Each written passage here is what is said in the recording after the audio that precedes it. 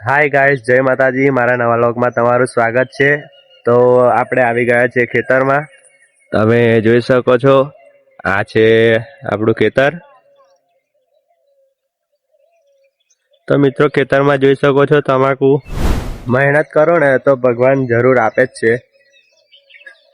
મહેનત વગર તો કશું મળતું નથી। એટલે એવું વિચારતા હોય કે મારે બધું એમને માગી લઉં કે ભગવાન જોડે, કે ભગવાન મને આપી દે, પેલું આપી દે।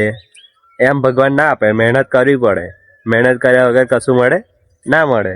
તો મિત્રો, મહેનત કરીએ ને તો ભગવાન આપે જ છે। તો જો આ મહેનતનું ફળ છે। ભગવાને ગીતામાં પણ કીધું જ છે કે તું મહેનત કર, ફળ હું આપવા તૈયાર જ છું। તો તમે મહેનત કરશો તો તેનું ફળ સારું જ મળશે। અને આ છે બીજું ખેતર, તમે જોઈ શકો છો, તેમાં પણ તમાકુ સરસ છે। તો અહીંયા મિત્રો આપણો વ્લોગ પૂરો થાય છે।